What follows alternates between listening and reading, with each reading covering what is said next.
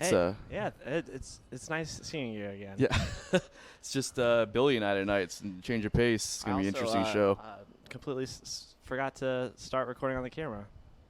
Good job. Just right out of the gate. Right out of the gate. It's gonna be a good one. It's gonna be a good one.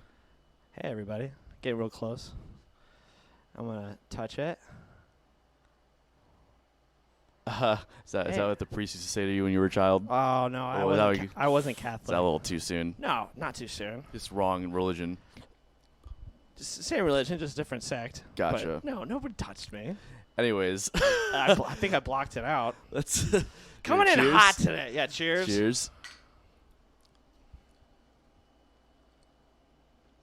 So, we're gonna do the intro again since Bill wasn't recording on the camera. Welcome everybody to another edition of Bottom of the Bill. Yeah, welcome. Cheers. We read cheers on the camera. Oh. It's already on the camera now. So okay. You want cheers again? No. No? That's excessive. Okay. So before we get started on anything, I just want to give a shout out to our sponsors in the past that we've had. Spliffs, Sidecar. Make sure you go to visit Spliff's new location, by the way. They're open, up and running. Have you been yet? I haven't been yet, no. I really wanted to go on, I can't remember what, it was. I think it was Thursday, but it got, rained out, so I don't know what happened. Yeah, I think Gingerbeard Man played there on Friday. But I saw a couple of pictures and videos of it. It looked really cool. Sidecar in San Marco, Harleston Green Scotch, Wicked Barley Brewery, Captain Jack's Smokehouse up in Fernandina, and then Brews in Riverside. And for those interested in any future shows that we do, please, you can email us, and we can get all kinds of unpopular opinions or just stuff that you want to hear us talk about at bottomofthebill@gmail.com. So email us your questions, unpopular opinions, whatever you guys want to do to, get involved. And if you want us to email you, I could use a pen pal. Yeah. You use a friend right now? I've got plenty of friends. Well, I need a pen pal, you know what? Friends. Okay. Yeah, so anyways, we're doing a little different this episode. We're going to kind of be talking about, hopefully relying on some of you guys to ask us some questions on what you want to hear going on with just really anything, honestly, if you want to just, shoot the shit. And talk about your problems. No, let's not do that. I'm not so interested in that. I don't know if it was in Miami too, but do you remember the Love Line? The Love Line? Well, because I've been working night shift for a long time now, but I was on NPR or the public radio station in Jacksonville at 3 o'clock in the morning. They'd have the Love Line, and you'd call in, and it was almost like Howard Stern, but they would just I've got problems with my girlfriend, and then they would just go off on it. Oh my God! We should do an bottom of the bill after dark. After dark segment after our series. Who'd be down for that? I'd be down for that. Just call in and just have a bottle of Cavassier and just have some incense going in the background. Well, now I'm just ripping off Ladies Man. Have you ever seen that movie? Yeah, I was just talking about that movie last night with a friend of mine. A lot of people haven't seen that movie. It's one of my favorite movies. It was, yeah. So it was you're a great saying movie. you don't want a fish sandwich? I fucking love that movie. So you like to do it in the butt? What? Mm-hmm. That's cool. Yeah. I just play it off all right, yeah, that's fine. Yes. So we actually had some cool stuff in the last couple of weeks. We had to play our first show back at Joy Fest. Yeah. And shout out to Tom Laws and Eric Byron and that whole crew for putting that together. That was place was was a lot of so fun. cool. It's a really cool property. I like the property. I don't know. I didn't get to meet the owner. I don't think we did meet the owners. But it would look just like, I don't know. It was like a different form of Swanee because it didn't have all the trees and the Spanish moss and everything. But it felt like a. It was more like a Sertomo Ranch kind of thing, kind of vibe. OBJ. Oh yeah, a little bit like that. Smaller, more secluded. I loved it, man. I thought it was awesome. And for some reason, it was weird. It was this nice 70-degree weather, just perfect, and no bugs or anything. Yeah, I wish that was the case. No, that wasn't the case. I was sweating. Yeah, it's an understatement. I was sweating hard, and then. And the AC in the van wasn't working. We should start a GoFundMe just for van repairs. Yeah, just not. I forgot what we named the Hustle Bus. Yeah, we have no AC in the Hustle Bus right now, and it's August and it's awful. Luckily, we're not on the road too much right now, so I don't really worry about it. The week before that, we went down to the studio down in South Florida, and God damn it, it was just awful the whole way there. Rough. But that's Florida. Yeah. And I continue to choose to live here. Although there's nothing really holding me here. You know what I mean? Except for this awesome band and this great podcast. That's true. Anyways, yeah, so it was interesting playing a festival again. And even though it was a small one, it was still kind of just interesting to see what the landscape was like, with people kind of hanging out and doing their best to, I think, adhere to the social distancing. But once alcohol and some other things get involved, people kind of lose that a little bit. But I did have a good time sitting in with Goodwood Band. We were outside. It was fine. Yeah, it was fine, and it was hot. So, like Donnie says, if it's hot, coronavirus can't Sun survive. kills it. Yeah, so it was great getting to sit with Goodwood. Shout out to Goodwood Band; they did a great job. And then also Grindstone Sinners. Holy cow, that crushed it. band was me. That's the first time I ever. Did you even know that they existed? Yeah, they played at OBJ when we played there. Really? Yeah. I guess I didn't see them, but like they were incredible. Yeah. I only got to speak to the drummer for just like a minute, and then I guess because we were so busy and everything at the festival, I didn't get a chance to like really talk to him. But holy cow, they're amazing. Yeah. And they're out of Daytona. No. Is what the drummer said. No, they play in Daytona a lot. I think that they're out of what's that? Cafe Da Vinci, DeLand. Oh, yeah, DeLand. Yeah. So they're based out of. Okay. Well, Close enough. Close enough. I would try. Phoning it in today, boys. I don't know what to tell you. No, it was a lot of fun though. It was a cool experience to be back out in the festival world again. Absolutely. And then we got to play at the local in Atlantic Beach. No, yeah, or Neptune Beach, however you want to look at it. It's Atlantic Beach. Are you sure about that? Yeah, I'm pretty Are you sure. from the beach? Yeah, for 15 fucking years. Yeah, that's definitely the Atlantic Beach. Yeah. Neptune Beach is so small. Yeah. And then Atlantic Beach is where all the stuff is. Okay. Well, yeah, that was an interesting experience. It's so weird, like playing like at a festival where you're doing like your own music. Yeah. And where people are really there to hear what you have to do and experience what you do as a band, and then you have like playing at a bar where in the middle of a song people are coming up to you and shouting requests. Oh yeah. And talk about not adhering to social distancing guidelines. No masks. Nothing. We're not trying to sell the local short. No, it's a great venue there, and everything. Yeah. It's just like and everyone that works there is super cool and everything. It was just an observation that I was making from just the difference of being at an outdoor festival like that, and then where your music We're is still outdoors. We were outdoors, but just the like where your music is appreciated versus like just people just like not giving a shit. It really brings you back down to earth a little bit. Brings you back down to earth at a big bar time. and being like, "Do you know Miley Cyrus?" I'm like, "Not personally, Yeah. but yeah, we can try to play Wrecking Ball, hit it, boys, and go straight into Tom Petty." Yeah, every single time.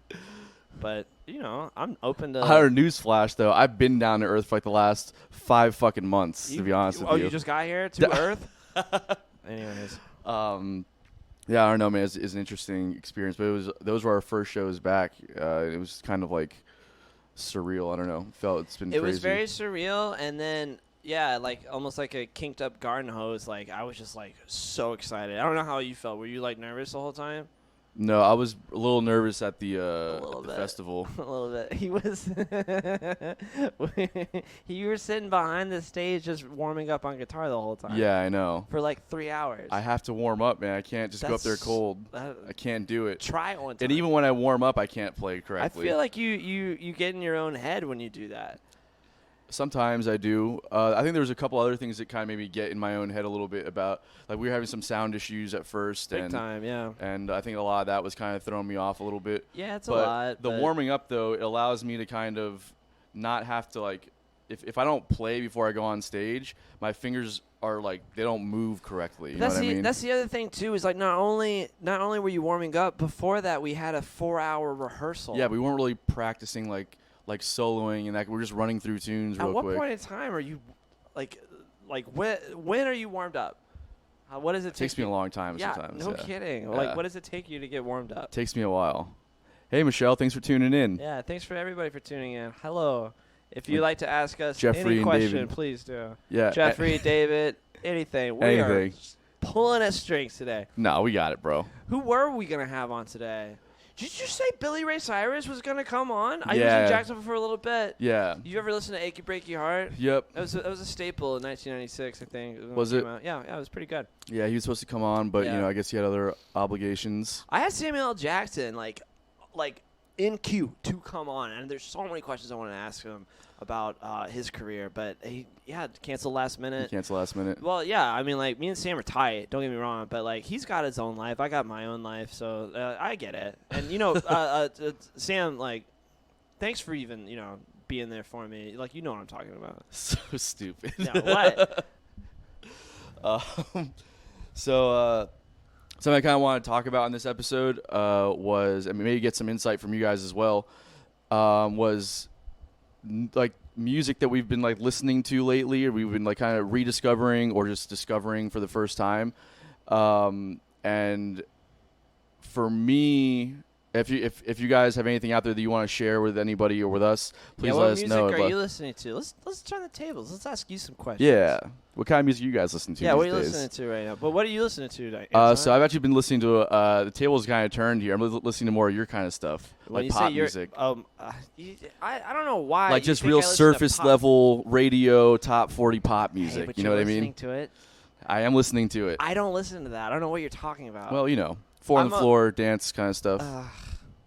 It's really the same thing. But like, right? I'm not listening to. I don't think anybody listens to the radio anymore. In fact, I wonder how these songs are like. Oh yeah, here's what's new. Moon I don't even know Taxi's how to great. do that. Yeah, Taxi's they're awesome. amazing. Actually, you guys showed me Moon Taxi, Michelle and David. I've known about Moon Taxi for several years. Oh yeah, Oh yeah, like they. that's like more in your scene, right? Like the indie kind of thing. Mm-hmm. Yeah, yeah, it's really good. But yeah, who are you? But like, name So one this of your is pop, this, so, pop so, stars that I would listen to too. So this is the thing this is something that I do. It's like I don't like dive into the entire genre of music. I discover like one artist that I really like, and I just dive into that record like really, really intensely. No, yeah, And that's so what I do too. I consume music the exact same way, where Yeah. I'm just like, this album is amazing. I'm going to listen to it about 400 times, and then never again. yeah, Just- exactly. That's you do the same thing. The same exact thing. Yeah. Wow, is this gonna be like wow? This is how we're connected. This is episode? probably how it is, This honestly. is how we're friends, et cetera, et cetera. So yeah, Dua Lipa was somebody I was going to talk about. That's exactly who I was Dua thinking of. Lipa. Yeah. So I saw her. She was like a guest host or a guest coach on one of the Voice seasons. Chelsea and I like to watch that sometimes. It's a guilty pleasure.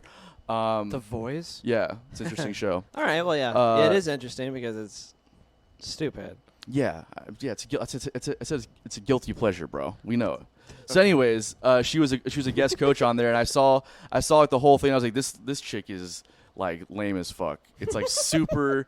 It's like just super overdone, and like I don't know. It's hard to take people like that seriously when it's like even when you're just like not on stage, like you are your persona, and I can't stand that persona, whatever. That's right. You're not from this planet, so I know so- how to say person. So, anyways, I forget who made a recommendation. Maybe somebody from Ajava, I think, on Facebook a few weeks back, made talked about it, and I was like, that's got to be a joke. So, anyways, I was like trying to find something to listen to the other day on the car ride to a gig, and I was like, fuck it, let me check this out. So I checked it out, and at first I was like, I don't know, this is like really cheesy.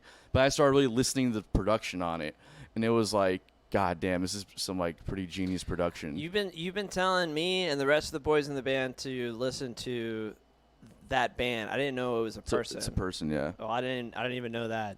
So as far as hey, I've been listening to your type of music and pop music.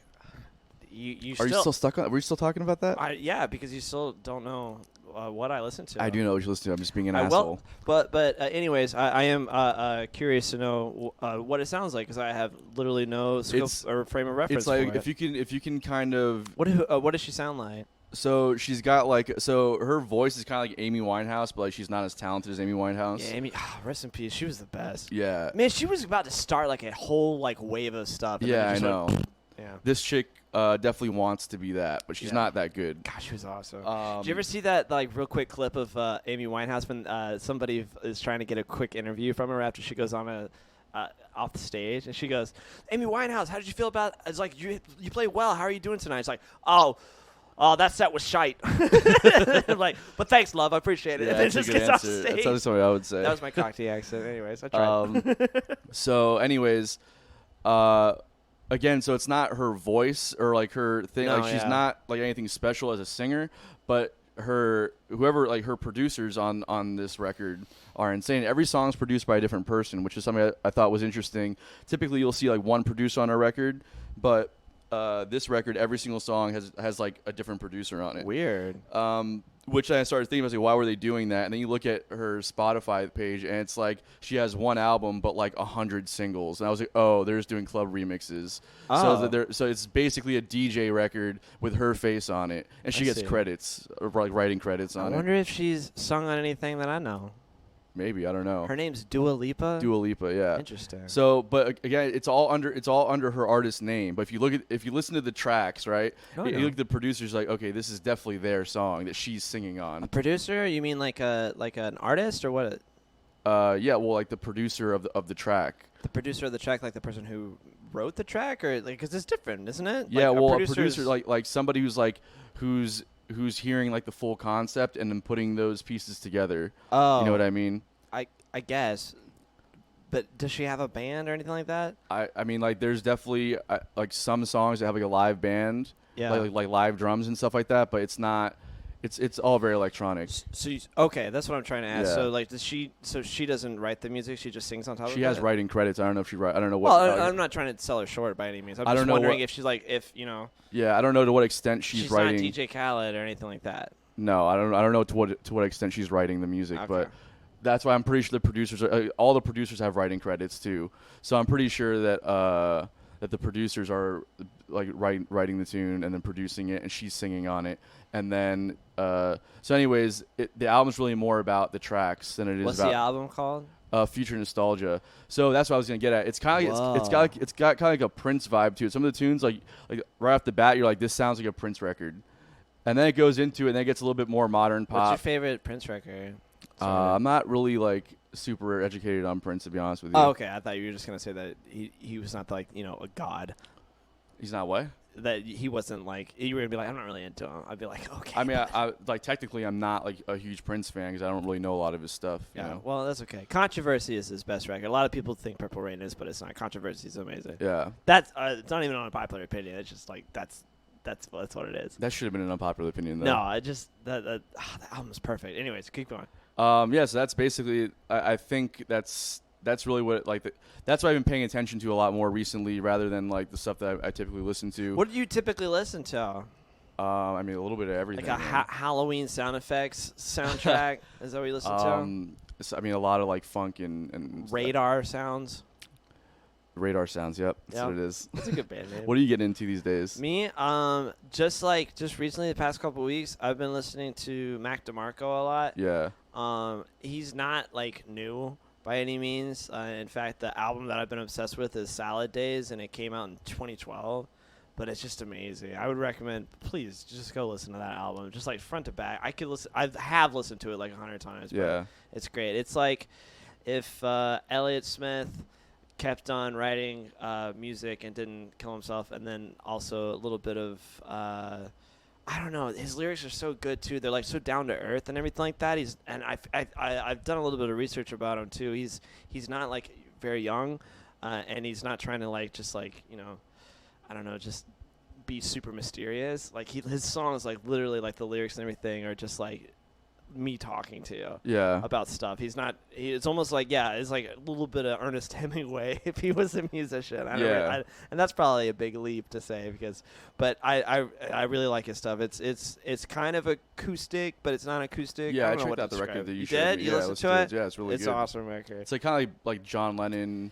He does sound a lot like John Lennon. Yeah. I noticed that like a couple of times where I was like, holy crap, this guy is like just copping off of John Lennon. But Yeah. I don't know. I really like him a lot. Yeah. I drunkenly ordered a vinyl from Amazon. Nice. So that's coming in the mail. What are you listening to? Anything else? Nope. No. No, I'm just kidding. Just that. I listen to that. We were talking earlier. My favorite band still, that's in the jam scene right now. Like is Octave Cat, like 100%. Yeah. They're like Eli Winderman is far and away like the best musician for playing right. Well, I'm sorry, I shouldn't say musician, but keyboardist. Anyways, I don't know. I couldn't even say that because I'm sure somebody else would be like, no, there's somebody better. But just in that vein, he you know, writes these like. He's kind of like a jack of all trades, man. You listen to Octave Cat stuff, you hear like there's like a lot of classical music influence. Sure, yeah. But then there's like the improv, like jazz stuff, and Eli Winterman has that vocabulary like down to it. He plays jazz and blues like really well. Yeah. And all the effects of like pop music and like the kind of arrangements. And all the electronica and everything like that. Yeah. Like I remember the very first time I saw him, ironically, was at Mellow Mushroom Jack's Beach. Oh shit. When Dopapod played at Mellow Mushroom in Jacksonville Beach, and I think it was like 2011 or something like that, or 2012. I can't remember exactly, but they blew me away. Like Dopapod was incredible. And then flash forward to now, or fast forward, not flash forward. That was a good show on the Disney Channel, anyways. Never watched it. Well, you should. You should have, anyways. Well, you weren't here yet. Right. Anyways, but Octave Cat, though, like their music, it's just three guys too. It's just a keyboardist, bassist, and drummer, and you listen to it, and they're what is it called? Like the arrangements that they do that you like so much.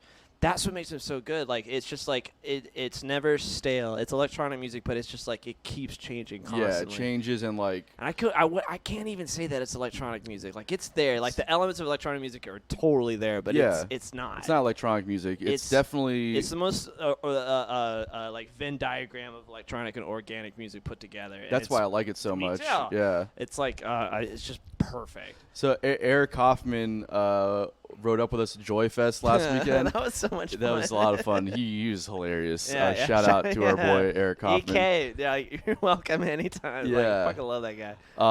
So we were on the way back. We were listening to Lettuce, and Eric goes like, "So is this where you and Billy can kind of agree on something?" Yeah. And it's like, not really. No. But I think after thinking about that question more, I think Octave Cat is a perfect mesh of our two worlds. 100%. Like the improv kind of funk and jazz thing. But it's like keyboard, electronica led. It's danceable. It's not even that. It's more of it's showing off in a different way. Yeah. It's like there's solos and like it's like the peak of their craft, but at the same time it's not like, no offense, like it's not Derek Trucks. It's not Soul Live or anything like that. It's like I'm making the prettiest song that you've ever heard. It's just like it's basically like jazz-tronica, I guess you can call it. Oh my God, he made it here first. Jazz-tronica. Jazz-tronica. But I wouldn't ever put the word jazz with electronica because that's heresy. That's a dumb thing to say. It's not a dumb thing to say. There is a lot of jazz element. It's like it's almost like a salad bowl of music. It's just everything. Just definitely check out Octave Cat if you're into like if you're into like jam music and you're into, I don't know, just fun. Yeah. If you like music and fun, that's what Donnie always used to say. It's like, are you gonna come to the show tonight, Donnie? And he's like, I don't really like music or fun. Yeah. So he's not in. Yeah. It's like a perfect mesh of just all these different genres, and it's just, I don't know, it's very palatable, but also very impressive in the arrangements and everything. It's awesome. Anyways, okay, so that's what I'm listening to. I feel like it's interesting how like we've, like in this quarantine, it's like we've been, like over the years that we've been playing together, it's like we've been showing each other stuff, and like some stuff I like or some stuff you like, and a lot of the stuff we don't. Yeah, like for example, you liked Buka Shade. Yeah, that was awesome. Buka Shade is, I don't want to say far and away my favorite electronica act, but you were just like, oh yeah, I get it. And I was like, this is amazing. I can't believe I thought you were immediately just gonna like hate it. I've always liked I've liked electronic music before you came into the picture. Don't start. I liked Pretty Lights. It's a lot of I don't like the kind of electronic music. I don't like EDM. You know what I mean? So what's an example of electronic music that you liked before Buka Shade that I showed you? I just told you, like Pretty Lights. Pretty Lights? Yeah, there's a lot of stuff that I showed, like Air. I liked a lot. There's that whole like kind of genre, like 07 has a lot of electronic stuff in what they do. More Chiba. A lot electronic music that's not danceable that I like. Yeah, exactly. You know, but it's like if I put like Tiesto or Paul Oakenfold I can't stand that or shit. Aphex Twin or Aphex Twin's cool. I like that. Aphex Twin is by I don't mind like is- drum and bass doesn't bother me either. He just started early. Like if Aphex Twin was now, it'd be like insane. But like, have you ever listened to Tipper before? Yeah, I'm not so into that. Okay, so you don't like electronic music. I do. I just don't like the electronic music that you like. No, I'm just saying like just don't. There's like that is electronic music is what I'm trying to say. That's not electronic music. The 07 and all that stuff like they have synths in it. Like that's the end of the story. I mean, that's what Octave Cat is, right? Exactly, that's what I was saying. It's not electronic music. It's something different. But you're saying. But Pretty Lights is electronic music. Yeah, 100% it is. But it's just like still just like the most. I don't even want to like what. Maybe he's watching or something. Like he's not, but like it's the most basic. I like it. I don't know. It's yeah. Okay. There you go. But Buka Shade is not. And that's what I was just like, holy crap! Like you like this? Yeah. Well, it's just my whole thing with electronic music is I just don't want to hear the same four on the floor. Like I can't stand a lot of house music. Sure, and that's I think that what you've opened up to is that it's not just four on the floor. It's the fact that they're creating these sounds. Yeah. No, I've definitely opened up more to that. I've also always known that it's not all four on the floor. No, that's just a lot of what you listen to. Yeah, that's my favorite. That's a lot of what you would show me, and I was like, I can't stand like any of this. And then you showed me Bukashe, and there's some other stuff like on some like late nights, like after like coming back from like Asheville or whatever. There's Stimming or a couple of other DJs and stuff like that. A lot of stuff like that I really enjoyed too. It's just the like the trance that you go into of like house music. It's like this is for robots on drugs. This is what this is. Yeah, it is 100% for robots on drugs. Yeah. That's a hell of a band name, yeah, man. Robots on drugs. I would be in Robots on Drugs. Yeah. For sure. But yeah, but it's interesting how we like and then in kind of like the same way, like you've come kind of to my side of it as well, or like the more organic side where you've been, I think, listening to more just I've been, for some reason, I don't know why, I've been listening to a lot of it just makes no sense. I've been listening to country music, western music, and bluegrass. I don't know why. I mean, because it's just a different thing, It's different. Like I know every Hank Williams song by heart now at this point. And then my cousin, he's really into all the country western stuff and bluegrass stuff too. And he showed me a lot of stuff, and I've been listening to a lot of that. But as far as I don't know, like what's something that I've been listening to that you showed me that I was like, oh yeah, this is dope. I guess Octave Cat was one of those things. I showed you Octave Cat. I showed you Octave Cat for sure. Not true. 100%, man. No. 100%. This isn't a contest. I knew about them for sure. Okay, you didn't, because I remember the day I showed you. We were in the van on the way home from somewhere, and you were like, who is this? This is really good. And then you're like, oh, this is I didn't know. Like I've heard of them, but I didn't know what they did. So it was a whole thing. That's not what happened. Johnny wants to know what kind of bluegrass you've been listening to. That's a good question. They're all like names, and they don't come back to it. So I'll look on Spotify who I've been listening to. I asked my cousin who's out in California, and it's just like a real big bluegrass fan and everything like that. And so he knows all the old school stuff, and I've been listening to that. So it's like super old school stuff, like Jimmy Rogers. Okay. He like started it, and that was back in the damn 30s. Yeah. Like, it was like a long time. That's good to go back to the roots. It's important. No, I know, and that's what he told me to do. He said, go back to the roots and then listen, and then make your way up to this. Hang on, he gave me this giant list that you should listen to. But Jimmy Rogers, the Carter Family. No, never heard of that. I know exactly. I'm not like a bluegrass. No, I know. Aficionado. I listen to the Stanley Brothers, Flatt and Scruggs. Nothing. They always have like crazy names. No, like I that. know. And this is like way back in the day. And then like then like in the 70s, 80s, with like Dick Boggs, Stonemans, Osborne Brothers. No idea. I'm sorry, Doc Boggs, not Dick Boggs. Yeah, that makes sense. I knew that was Sorry, Doc Boggs, and then Jimmy Martin. Okay. So that's the bluegrass I've been listening to, and then the country western I've been listening to is like Hank Williams for sure. He's still my favorite. Yeah. And then Merle Haggard I like a lot, and I'm trying to think. Willie Nelson. I've been listening to Willie Nelson. What was that blues guy you were telling me about recently? So yeah, I got when he told me to listen to Jimmy Rogers, I didn't know that you're supposed Jimmy to spell it Rogers. with an IE, and so I looked up Jimmy Rogers with a Y, and it actually turned out to be Muddy Waters' guitar player. Yeah. And so he actually has like all this stuff on Spotify. I always wonder that about Spotify. Like all these people are gone. Yeah. You know what I mean? Like old school. Like who's putting their stuff up? I a guess great question. probably whoever owns the rights Yeah, to it, that was yeah. a dumb question. Anyways, does anybody have a question for us? Yeah, Johnny did, but whatever. So I answered it. why do you like?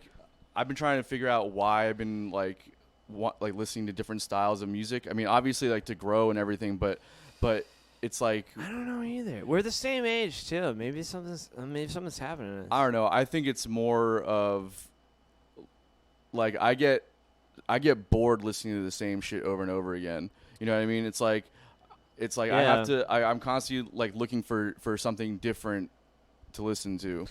So I feel you. I feel like sometimes it's like even when you're looking, you still want to find that kind of same vein that you're looking for. Like I wish there was another band just like this, and then you find it. It's like okay, cool. yeah. But sometimes you'll start doing that search or whatever, and then you'll find something, and you're like, holy shit, I didn't even know that I liked this genre of music, and then you just go down that path. Right. And that's exactly what happened to me.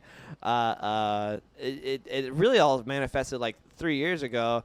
When I quit Lucky and I was playing with Michael McCarthy, Yeah. and he's like, and I was in an Americana country band for a while, and then he showed me all these bands and everything, not bands but like country artists and stuff like that. And I was like, okay, I started listening to that. I never listened to the Grateful Dead like once. Yeah. I was just like, I don't really care. And then I don't know. I like it now. I don't know what to say. I like it. Yeah, no, it's very important to like grow as musicians, you know, and to have an open mind. have an open mind. And I think like part of it for me is first off like being in quarantine and just being and like having so much time to listen to new stuff.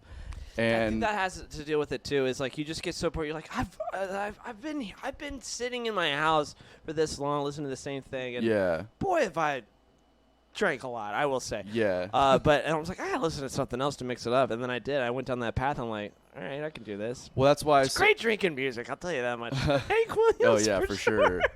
But that's kind of like where I kind of like, was looking for a departure. It's okay, so I like funk, right? But it's like the bands that I like Turquoise is amazing, right? Turquoise and then is good. like I love Lettuce, obviously. Yeah. And then you go back to like older stuff, Average White Band, Neville Brothers. Yeah. And, like a lot of We were listening to that on the way to down the studio. Down the studio. Yeah. And AWB. Yeah, that's a hell. Tower I of would, Power. I mean, do they have Earth, Wind, and Fire. Is there like a documentary or something about AWB?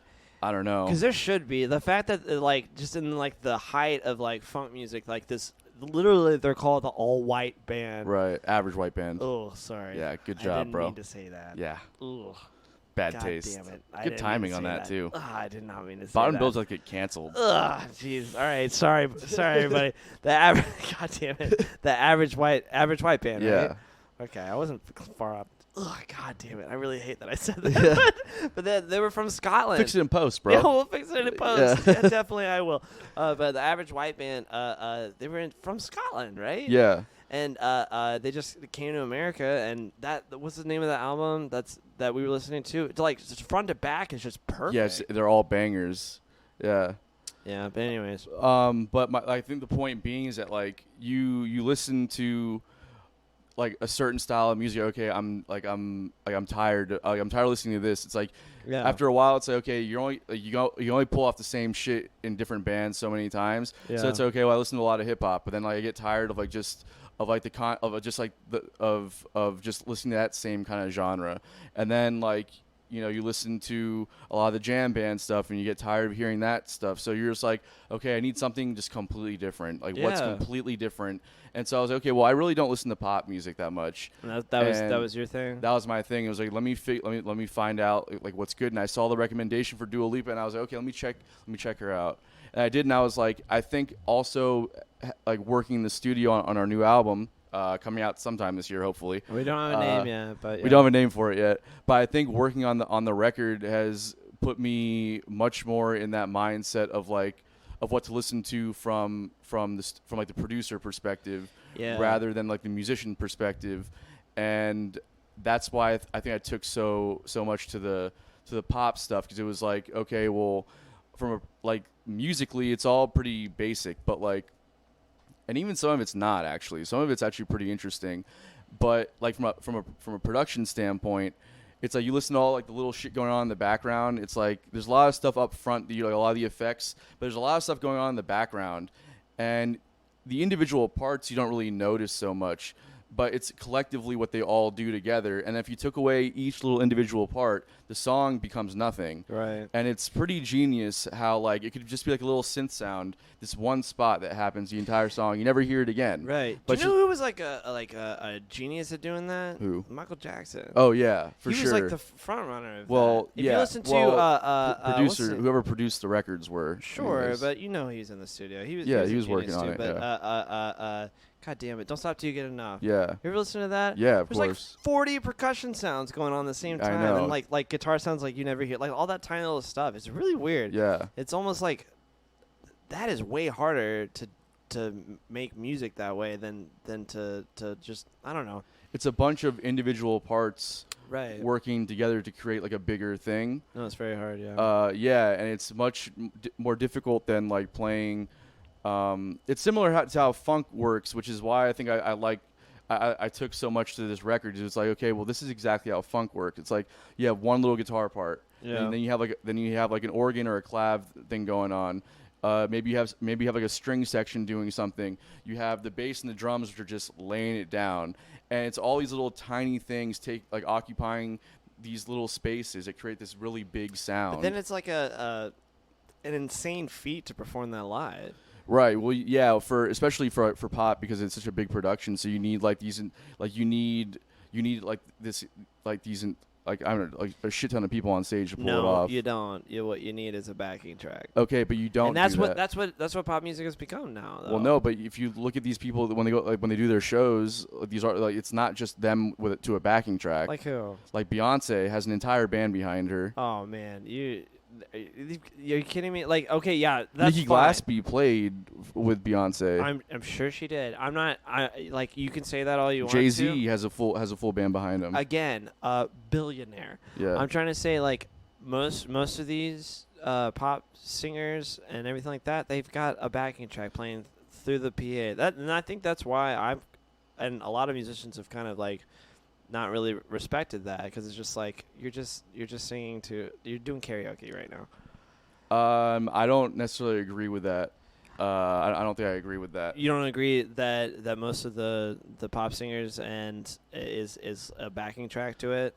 Because I think that I think that's true. I don't know. I don't know for sure if that's true. I think that there might be some people out there that do it that way. I do understand I do understand that there's a lot of money that goes into every production and needs to go off. It needs to go off without a hitch. So I do understand that. But there's also a reason why they hire some of the best musicians to back them up in the world. Sure. You know, it's like they don't take any chances with the people that they're hiring. And I'm not even trying to be an elitist of this by any means, but it's just like most of the people, I am, because I'm saying most of the people that go to these shows, they don't give a damn that there's a band playing. For sure. So they're not going to care if you do that. For sure. And then you can see it like a hand over fist, like it happens 100 times, like all these people getting caught, like, oh, they were lip syncing or anything like that. I'm not even trying to say that they're lip syncing. I'm just saying that, yeah, that's where DJs come in and everything like that. That's the only way to have that exact same product that you had in the studio to be performed live. There's definitely performed live, but not 100%. Yeah, of course, that's fine. Like, but not every there's musicians up there actually playing their parts, and then there's stuff that's not necessarily transferable to the live situation that's probably being played on a backing track, and everyone's got a metronome in their ear, and they're playing to the track in their ear. But that's not. But like, you know, a drummer and a bass player and a guitar player up there are still playing their parts. I mean, there's pop songs now that have like just like one little riff. Yeah. That is impossible to play live. Like. Not the notes or anything like that, but all the effects and everything that you're going through. So obviously that's coming through the speakers, and I agree nobody's with you playing on that. Yeah, I agree with you on that. So yeah, what was the original point? I'm drunk. Well, you're saying that they're playing to like backing tracks. I'm saying there's a band Yeah. playing, so I think it's a mix of the two. Well, I was trying to. That's right. It was that pop music. Like, it doesn't really matter musically. Like performing it live. I don't know if that's true or not. I but 100%. Johnny says he's been listening to a lot of stuff on the Swanee Rising 2 Spotify. That's a playlist I assume they're making for Swanee Rising 2. Hell yeah! That's awesome. I want Should check that out for be sure. on that. What Johnny, out of curiosity, what South Florida bands are on there, and like just any bands you've taken notice of, like national acts and stuff that you weren't aware of before. Yeah. Speaking of, Ghost Note is like going to be on.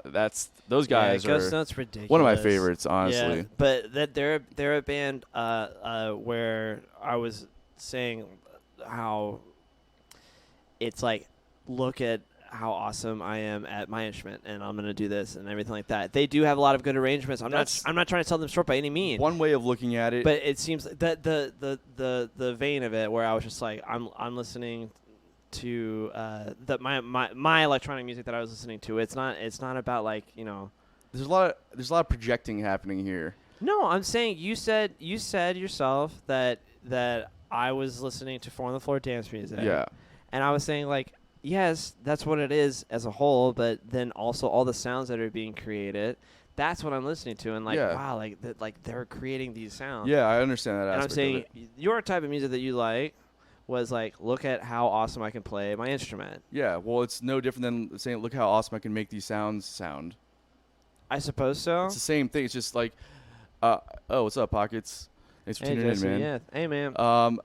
The difference, like I think that you're just projecting a little bit on it, because to me it's like I'm literally repeating what you told me. No, I understand, but you're saying that there's a that the music that I listen to is just basically showing off. Yeah, and then you're saying But I'm to saying me, it's not just showing off. And then you're saying to me that all my music is Four on the Floor, and that's what I was trying to say. But it is all Four on the Floor, though, right? That's an objective truth. And then all of yours is showing off. That's not an objective truth. That's a perception of how you view the music. But what did you find out? That it's not just all Four on the Floor, is it? I've always known about electronic music. I'm saying what you showed me was all Four on the Floor. There's more to it. Yeah, there's obviously and more. I've more learned to it. I've learned also that there's more to it, and we're coming together. We are coming together. I know. We're not fighting. Oh, we're not fighting? No. That feels weird, though, right? not. It feels a We're little not. weird. I feel like we should be at. That's why I guess that's why I'm trying to keep this battle going so much. I only feel comfortable when we're arguing with each other. Yeah, that's a little weird. Yeah, right. What's that about? I have mommy issues. You have mommy issues? Okay. Anyways, yeah, Pocket, this is live. Yeah, it's live. Yeah, Pockets, this is live. And he can blink twice and then twice again because he's got another set of eyelids. Blink twice? Oh, my God. That was the scariest thing I've ever That's seen in pretty my intense, life. I'm right? going to have nightmares about that. Jesus Christ.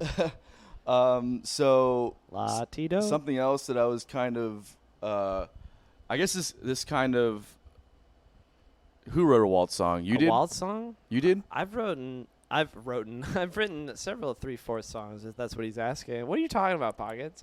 Didn't I write that waltz song? When you're listening to music, I guess this kind of touches on what we were just talking about, but has anything changed in what you're listening for now in like the last year or 2 years, like, you know, whatever, like since the quarantine maybe? Oh, in just like 1 year's time? Yeah, just like maybe now that you didn't listen to so much, that you didn't listen for so much when you were younger maybe. Yeah, I would say like listening to music now, I'm like not I there's a lot more respect that I'm experiencing than just like listening to the music, because like I'm not trying to say like I'm better or like elitist by any means, but like you can take It's older now. Well, more not just that. experience. No, it's just like you could take music face value and just be like, hell yeah, I'm listening to this song and I'm dancing and this is great. I'm not thinking about it. You know what I mean? But Right. like sometimes when you listen to music and like maybe if you're by yourself or whatever, even if you're with a group of people, it doesn't matter. But like if you're really like listening, like really listening, like hard, which is kind of I kind of am doing that more and breaking stuff down and listening to. And like almost imagining like what went into this or like what they were thinking when they were writing Yeah, it. exactly. Instead of just like, because this music is so fleeting, it's like just so instant, you know, like it's here and then it's gone immediately. So it's hard to think about that when you're younger, I guess. I don't know. And you have to have like a tuned ear for it. I hate saying that because it makes me seem like I'm like, oh well, I listen to music just a little bit better. No, I don't. I think that it's different when, like, okay, so if you're a practitioner at something, you're probably going to have a bit of a different standard or look for something different in the in the experience that you're having versus what somebody who's not so educated on that might be looking for. You know what I mean? So you could like compare it to like something I don't know anything about. Yeah. So like one thing I don't know anything about is like UFC fighting. Right. I don't know anything about it. Right. And so I'm just like, I couldn't tell you. I can't tell who's winning. Right. I can't ever. I like the person because typically the one who's getting hit more. I didn't even say guy. I said person. Yeah. 2020. Yeah, it's catching we're on. Evolving. I can't tell who's winning at all. Right. Unless they're like on the ground. Yeah. Typically the guy getting hit more or the person getting hit more. Sure, but I'm just saying like somebody who's been fighting or training, an athlete or anything like that, they're not watching what I'm watching. Right. They're watching looking for the something nuances. different. Exactly. And so I think that's what you're getting into talking about this pop music arrangement and like appreciating pop music more is because you're not just focusing on like, oh, I like this song. It's more of like what's inside of this song. Yeah, or like what's the schematics of this song. Yeah, exactly. Yeah. And I think also kind of like there's an element where I kind of have less resentment for the fact that it's being made for the masses. You know what I mean? Yeah. It's like exactly. No, I know. Yeah. It's like it's almost like more.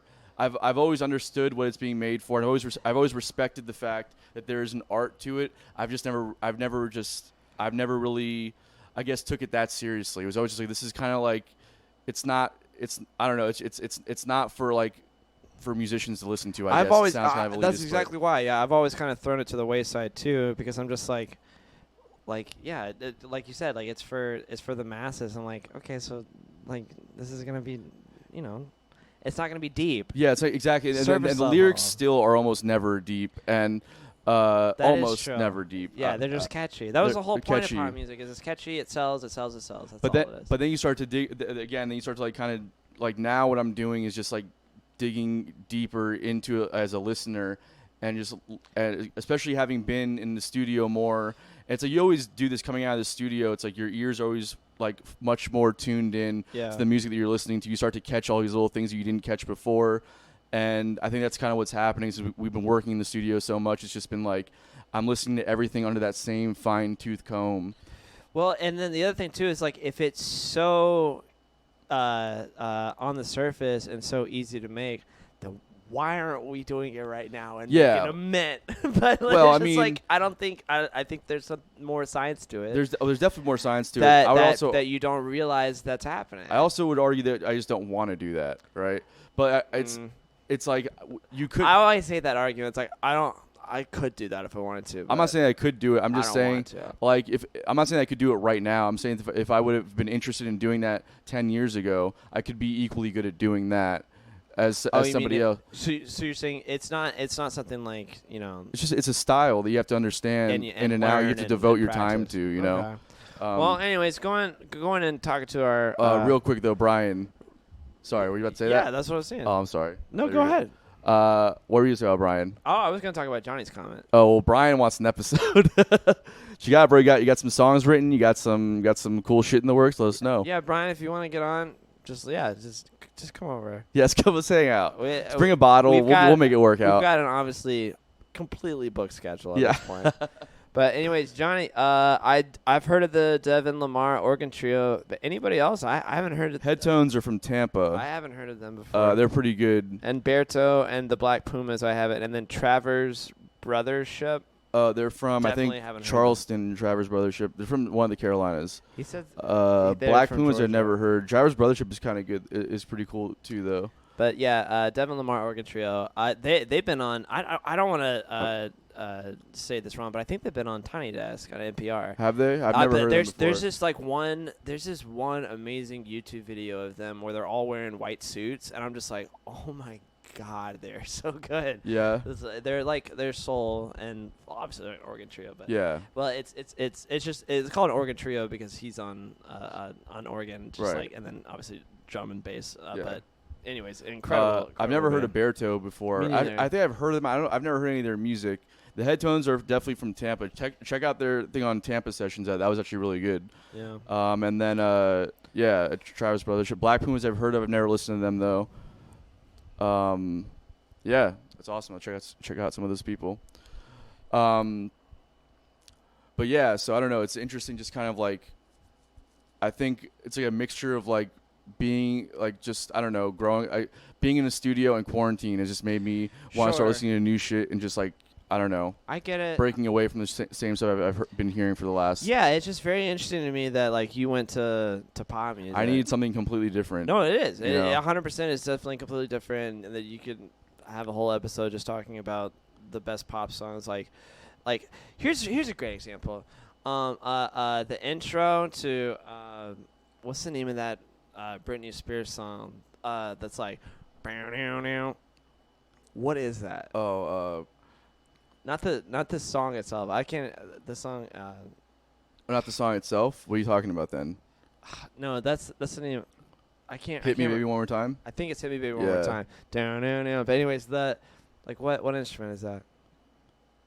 Is that like it's like some kind of Do synth? you think when they go on stage, or when they go on stage, when Britney Spears goes on stage and plays that song, like probably it's encore or whatever, somebody's playing that? No. I don't know. I've never it's seen her live. I don't know. There's no way that you can recreate it. I don't Somebody know. created it in a studio. The only way they could do it is if somebody on keyboard, and that's why I play keyboards, is they can do everything. And they can just go do, do, do. Because all it is still is just a sample Yeah. of whatever that is. It's like a guitar and like a Rhodes piano put together with like some crazy filter on it. But that sound... Just making that sound itself, the science behind that, Yeah. or I don't even know what you want to call it, the Sound design, musicianship, whatever you want to say. That itself, that sound is not revolutionary. It's not like groundbreaking, that sound, but there is a science behind the fact that it's so popular and so famous, and like as soon as you hear those three notes, you know exactly what song that is. Right. That's insane. Yeah, I know.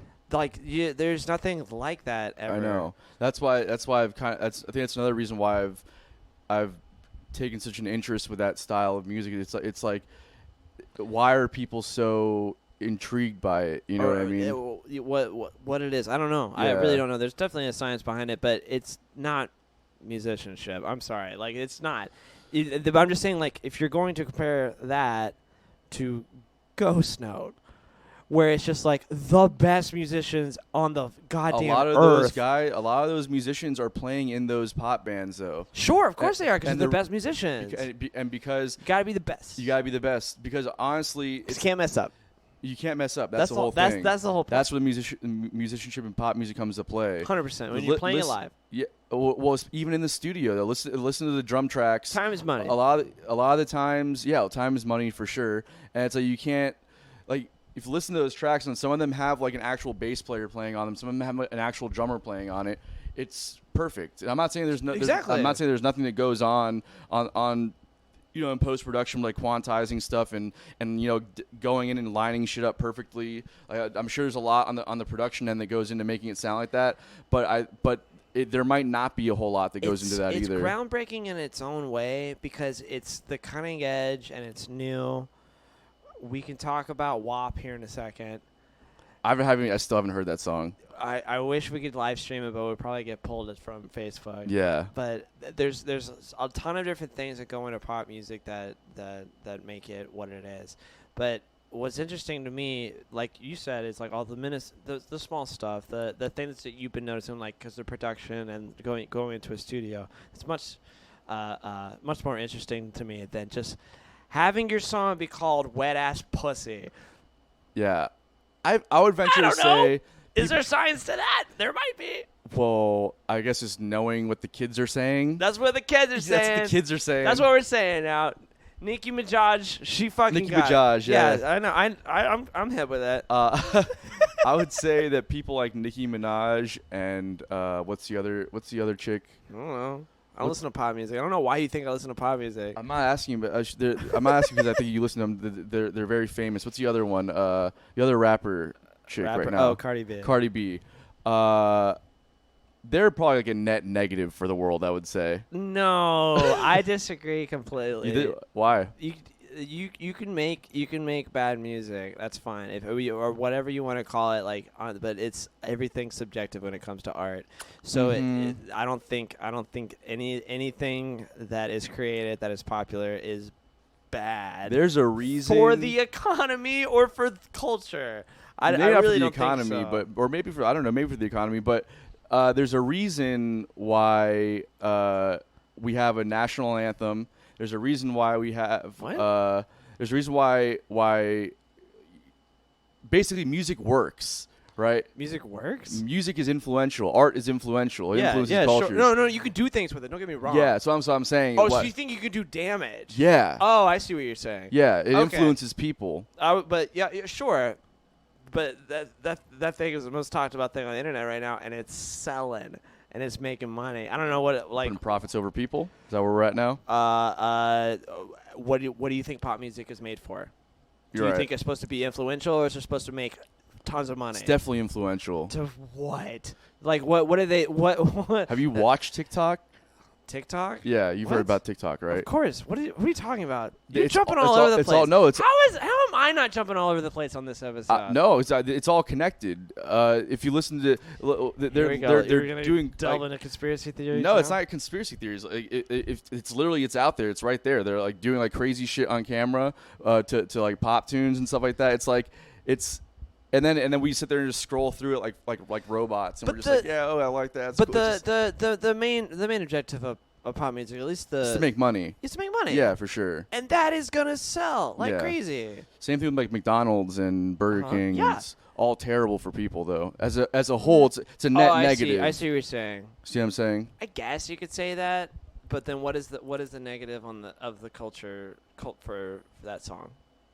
I don't know. I haven't heard the song. Well, I've heard other songs by them, but- and okay. it's all just like very. It's sexual. It's not even just sexual. It's all very like, it's like above this. It's not even on the surface. It's like above the surface. It's like Above the surface. it's just I don't know. It's like it makes me dumber listening to it. I feel like. So it's like you've seen Idiocracy, I'm sure. Yeah, right? it's So like music for that kind of society. I don't know. Which I guess we man. live in that now, anyways. It's so. not well, a little bit, but I don't see it that way. I don't see how it does harm. I think it's just a track, cause it's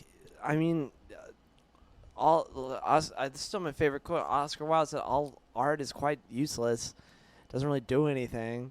Right. I see how it's influential, but remember the Gen X movement with Rage Against the Machine? What happened?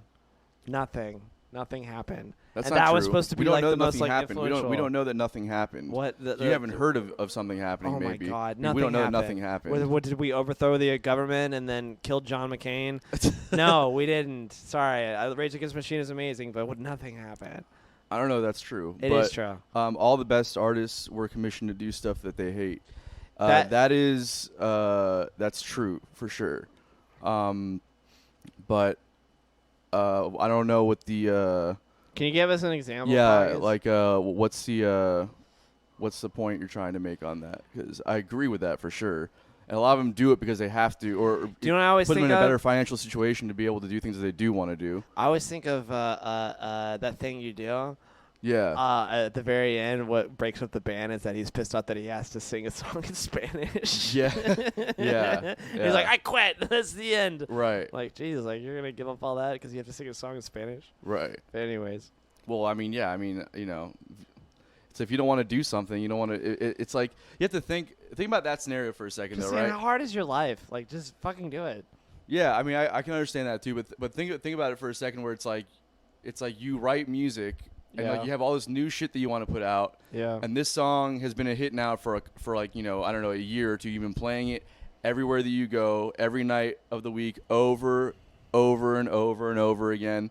And then you have all this new material you want to put out, and they're saying, no, cut the song in Spanish now. You're just like, God damn it, I'm fucking tired of this tune, man. I'm tired of this. I just don't understand if you're getting like paid. That's a job. Like every other job, like you gotta flip this burger again. Yeah. I gotta process claims again. I understand. And you're telling me that that's it for you? But I think this is killing my soul. I always think that's bullshit. that's why a lot of those people are either broke or rich. Yeah, Because well, that's their mindset. It's an all or nothing kind of thing. Oh, I do remember my unpopular opinion. Don't go into it I'm not just going to yet. go into next to, but I just remembered because of what you just said. Okay. But Try and remember for the end of the segment. Just bring up cheeseburgers. Okay. Okay. Anyways, keep going. Yeah, Pockets. There's definitely no shame in the hustle. I'm all about it. I would sell out in a heartbeat. Or if there's an And he opportunity, already has. Look at him. if there's an opportunity to like go on the road with Nicki Minaj or Cardi B, then you definitely believe I would do it. Really? You The would? money was right for sure. Yeah, hell yeah. I think no, but I can see where it's like, is it worth it? You know, like your life is worth more than money for the most part. Some people's lives aren't, but mine is. So I could see if you were like, man, I hate doing this. I don't want to do this anymore. If I was making like $500 a night on the road with them, and I had whatever, I mean, they you know, they're run like real businesses, so they might even have some kind of insurance plans and stuff like that for their musicians. They might even keep them on commission if they want them that, or on retainer if they want them that badly. A musician on retainer. Yeah, That's hilarious to me. Those late night shows. That's like some Mozart shit. those late night shows pay their guys real That's well. probably true. You know what? That'd probably be a good question to ask. Is like the roots. I would. We're gonna get Questlove on eventually, but Yeah. Questlove. I would love to ask him like, oh man, are you not sick of doing this? Like, I'm sure that the Roots like go on tour when they take a break, but probably not. I don't know if they go on tour anymore. They probably don't. So they're probably just playing like those like 10-second like intros to stuff. And they got to write a different one every single week. I'm saying like maybe that's what they were meant to do and everything like that. But I'm sure they probably like, you know what, that's their day job, and then they probably get to go play in New York City, which it must be really awful to live there and be a musician Right and now be it famous does. and super well before this. Yeah, But yeah. I'm just trying to say like, yeah, like. What would be your deal breaker? That's a good question. Deal breaker? What do you mean? Like, okay, so Nicki Minaj hires you $500 a night, but what's the deal breaker? My deal breaker would be like, oh, we want you for another tour. So you would do it like one time. One time. Try and be like, I'm not doing this again. It depends on what the experience was like. If I saw that I was making like good connections and I felt like I could really use that to get like to like leverage another situation, then maybe I would stick with it. Yeah, because But that's the whole point. Is always say yes to everything. That's our deal. But at the same time, like, I can imagine myself like I would quit way faster than you would. yeah, I know you would. You do like one gig, I'm done. I'm fucking done. So, anyways, what's Uncle Hank got to say? So that's the tune that got you where you are. So do as long as you're getting paid for it. In the meantime, keep writing new material. Just no, 100%. I agree with you. If it's your song, But right, but like what you're talking in that thing you do, what they were talking about was like, okay, well, we want you to record this song in Spanish now. Yeah. So it's like, okay, but we've been playing it. This song's already been a hit now for a long time, and I get that we can make this a hit in another market and make twice the money on it. Yeah. But what I'm saying is that we have a whole new album out. And we Yeah. have a fan base that will buy it. Sure. And it's like, why not just cut this new record? And the label's just like, no, fuck. Just think about us for a second, right? How it's and you don't get this like you're just stoked on like performing and so it's a little different. But like I know for me and Sean definitely is even worse than I am with it. It's like there has to be new material like all the time. We can't keep playing the same shit over and over and over no, again. I'm on the same page with you, too. So I get tired of that as well. Like, and then I also go to the next level, and I'm just like, man, I bet our fans are tired of this too. Yeah, exactly. So I get it. I'm Yeah. right there with you. It's just I was talking about literally just that scene, like him quitting. how hilarious it was. Just that's the straw that breaks the camel's back is that you didn't want to do it in Spanish. Yeah. oh my god. Yeah, I'm sure. Yeah. Just fucking play it. Yeah. Just for sure. do it, and then there's like 2 hours in the studio. Like it's not like they're asking you to do it. I don't know. Yeah. No, I feel you. But going back to the deal breaker. What's What's your deal breaker? What's my? I told you. Oh, it was one tour. One tour. If I didn't see it going anywhere. I have a very, very bad problem with authority and people telling me what to do. Yeah. So I could It's probably. kind of an issue. Yeah, no, I know. Yeah. I know it is. It Yeah. is, and I've gotten better. You've gotten better. I've gotten better because I can talk to you and everything like that. But I hate people telling me what to do. So, I would probably want to quit after wearing one outfit that they told me to do. I'd be like, one show, like, I'm not wearing this again. Yeah. Like, well, can I wear it this way? They're like, no, we want you to wear it this way. I'm like, I'm out. Yeah. If you tell me I gotta wear anything on stage, I'm not fighting you because you're like okay, you gotta wear pants and just pants. Just wear pants on stage. Yeah, just wear pants on stage. Don't wear anything offensive. If you want to make a statement, whatever. But Yeah. don't wear it. But like that's it. But like I don't think Or let's just all look like we're in the same band. I could never be in the military or anything like that because of uniforms. Like I don't want to wear your clothes.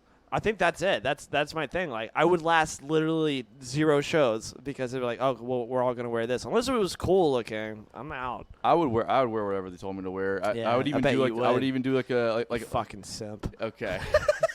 Yeah, I'm the simp. Yeah, big time.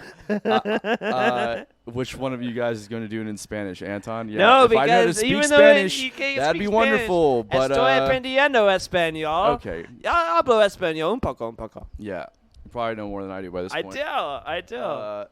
But that's not true. I'll do it in French. I can do it in French. I think a big deal breaker for me also would be, it really, man. You know what it is? At the end of the day, like if I didn't enjoy playing the music, that'd be the deal breaker for me. It's like I talk shit now. Like if Cardi B wanted me to go on the road, I definitely would do it. Right? Like I would definitely give it a shot. But I know I wouldn't enjoy the music, and I know that would get to me after a brief while. Is that why you said that was a deal breaker for one tour and you're done? Is that why? I don't mean to bring up Bad Blood or anything, but is that why you stopped touring with Rock and Jake? That was. I mean, I also wanted to leave South Florida. Sure. But yeah, there was an aspect of that, and I love Rock and Jake, and they're a great band. You've never said anything bad about him at all, ever. So he's a mentor and Yeah, of everything. course. But I was just wondering why you didn't want to. yeah, that was. I didn't want to play blues. That was a big part of. I think that's it too. I like being in this band because it's like it's open minded. Like everything goes. Anything goes. Yeah, so it's just like, hey, I've got this, and it's weird if you try to categorize us, and we don't have a damn genre name. Yeah. You're still trying to do funk rock. I don't even think we're that. This new record's definitely in that vein. It is for the most part. I can see how you could there's funk and then there is also rock, but then it's just like. But we're not like a main squeeze kind of thing. Like main squeeze is No. like straight up funk rock. No, well, yeah, you know You know what? what I mean? They're closer to that. I'd Yeah. say that's a good We're thing. definitely not like that, but we definitely have elements of those two things. But yeah, deal breakers or whatever you want to call it, quitting a band. I had to do it. I don't really want to get into it, but it's not just that. It's any job really. It's just like you just you do it so many times. It took me a while to quit because it's just like every day I was just like I don't want to do this anymore. I don't want to do this anymore. And I was like I'm gonna let everybody down if I do. But I was like, I keep doing it and everything like that. Yeah. Some people in like pop bands, like they sign contracts. They're like, fuck, I'm here for a while. Sign contracts or just like honestly, those are really sometimes not the easiest situations to leave because you're making really good money. So That's better the other money than thing, you would be in a too. lot of other situations. Yeah, it's that translates to any job. Like if you're, it's so hard to quit a job where it's making you tons of money. Like I'm not making tons of money in my job. I'm not. Yeah. But the hours is the reason why I keep it. I can't. If you want to talk about doing the same thing over and over again, Yeah. God. Yeah. I'm so sick of saying the exact same thing over and over and over again on the phone, and so, but it creates the opportunity for me to play music. Right, to be creative and stuff like that. That's what a lot of people do. Like you're saying, Pockets earlier. Like sometimes you have to hustle like that in order to enable yourself to do what you want to do. But you think that you and Sean are more what's the word? Not butt-headed. What is it called? When you are Hard-headed? Hard-headed. Thank you. About what? Not butt-headed. You guys are buttheads, but Yeah. well, you're hard-headed. You're more hard-headed than I am About being in a band, or like being like, oh well, I'm not gonna do this for the band. No, I don't think that. I think that that we have different thresholds in different areas. You know. Yeah. Like you love all gigs. Yeah. You love performing. Yeah. It doesn't matter what you're playing. No. You just like performing, right? Yeah. I For the most part, unless it's I'm not even gonna go into it, but yeah. I enjoy performing, Yeah. right? And I do love performing, but I love performing in the right scenarios, Sure. right? But I also have to see, like, if I'm going to play in a band, I also have to see a vision, which is like another thing when we're talking about leaving, like leaving bands or pursue or moving on to different opportunities. It's like you have to, for me anyways, I'm always thinking about, okay, what's the end goal here, and what does that actually look like, and what's the vision? Do I believe is there a vision? Do I believe this person can execute that vision? And that's one of the reasons why I stayed, is because or not stayed, sorry, not that I was gonna quit, but I stayed because I was like just trying to save up as much money as possible, and then I didn't know what I was gonna do, but I was just gonna get the hell out of here. But yeah, because you actually had like a vision and a plan and everything like that. I'm like, okay, I can get behind this. Right. But yeah, being if you're a hired gun, like you're a hired gun, shut up. Right, shut up and just do the job. But yeah, okay, then that makes sense then. So if you're being an originator and a creator, and this is your baby and this is your product, then yeah, I can see where you can not just be hard-headed, but then also just be like, no. Yeah. Like, you're not even. Yeah, who the fuck are you? Yeah, you're not touching you my got stuff. in this picture way later, bro, and Yeah. now you're trying to call the shots? Get the fuck I can out of see here. it. Yeah, it's kind of like every single one of the biopics about the Steve Jobs or Mark Zuckerberg or anything like that. They're like, we're not bending to your will. Like, we're gonna Right. do our own thing. And guess what? Because I believe in myself and my project so much, it's gonna work out. Right. And that's also like another thing on top of the vision is it is the creativity. Yeah. You know? Yeah, Like, exactly. As soon as you have take to that feel- away and people start like chopping it, Right. this is not gonna be the same anymore. Right. So I think that Sean and I, well, I'll speak for myself. I know that Sean is in a similar mindset of it, but just wanting to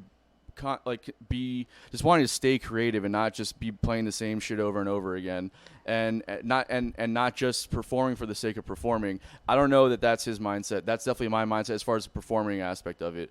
Like, for me, I don't want to just perform just because it's performing. I don't enjoy that so much. I like performing for people that I know that are going to enjoy what we're bringing to the table as a group, not like us playing other people's music. If we want to do that, then that's fine. And but they're there to see that because we're doing somebody else's tune, not because we're there to play other people's music the entire night. No, yeah. You know, and that there is a level of narcissism that comes with that, I think, because if you're an artist, like, you have to be somewhat of a narcissist because, first off, most people have ideas in their head. Most of them just don't. Most people just don't think that other people should be sacrificing their own time to